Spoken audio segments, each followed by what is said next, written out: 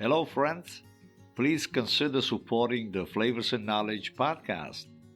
Donated proceeds are applied to absorb the cost of cooking classes and health education for children.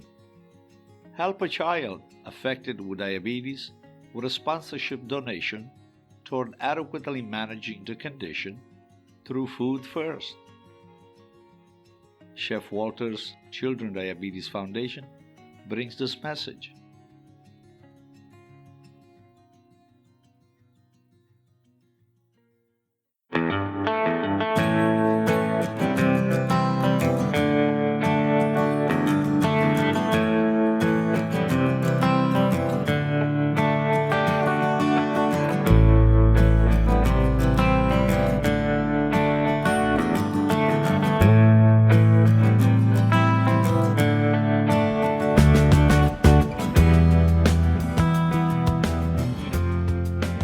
Hello, friends. Welcome back to Flavors and Knowledge, the food learning podcast where we strive for honest food talk and few opinions.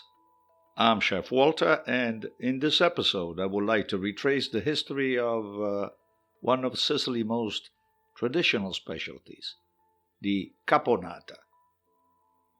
The gastronomic tradition of southern Italy are teeming with curious and exciting stories, which are all linked to the origins of each typical dish that enriches and makes the culinary heritage of each southern region unique in the world. Knowing the history and origins of a dish is an added value to appreciating even more our eating habits. And surely, often and willingly, you will have wondered why the Parmigiana has such a name, or perhaps the origin of the luscious Torta Caprese to mention popular ones. Of course, most of the succulent dishes we prepare and bring to the table today have humble origins. And still, there are also several reinterpretations of the dishes served to the wealthiest class of the aristocracy, for instance. But widespread throughout the Mediterranean, whose essential ingredient is aubergine, eggplant, a popular vegetable suited for various preparations, including the even more famous and appreciated Parmigiana, which you've heard of, whose origins are intricate and often controversial. Since the 1700s, Caponata, due to its rich consistency, was consumed as a single main dish, often accompanied by rustic house-made bread. However, today it is usually prepared as a side dish. And back in time, the aristocrats consumed a fish-based caponata, a true delight for their demanding palate. Still, over time, the blended seafood was replaced by aubergines, as the humble popular classes could not afford to buy expensive fish.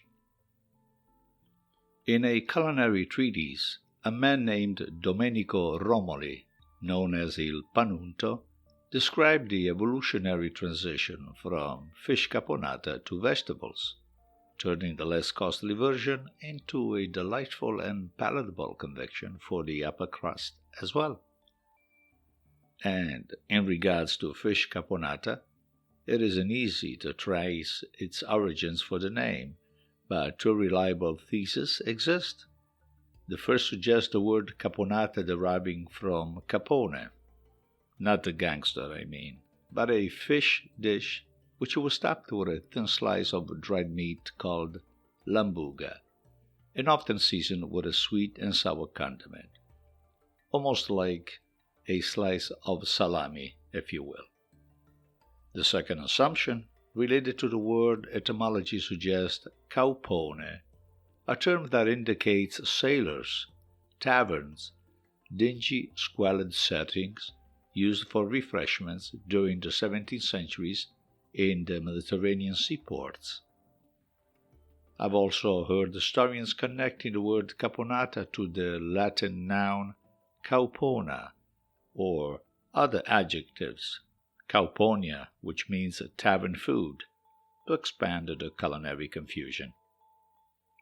And if you travel to Spain, you might encounter phonetic assimilation with capirotada and capironades, both Iberian terms that in general indicate a dish that combines a mix of different ingredients.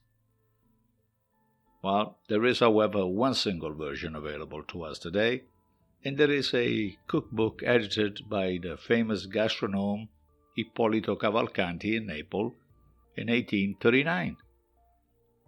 The ancient manuscript, which is called Theoretical Practical Cooking with the corresponding answers, offers a recipe of dry bread soaked in vinegar, water, sugar, salt, pepper, and olive oil.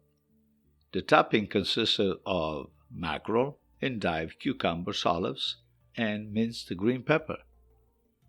It could also be the ancestors of the typical classic Puglia fresella.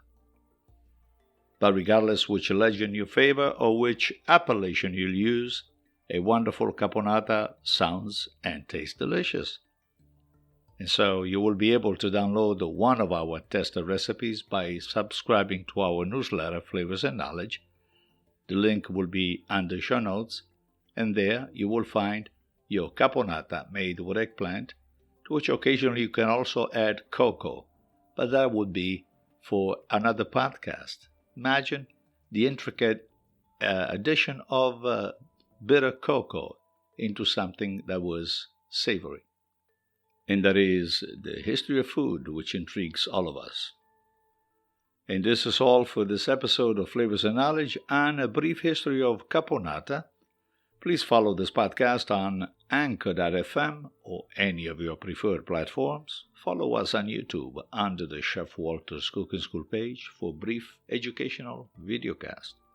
And if you're in the kitchen today or tonight, making caponata or whatever else you like, always keep your eyes on the fire. We'll reconnect on the next round with another interesting food talk and a few opinions. Stay well. Ciao, ciao.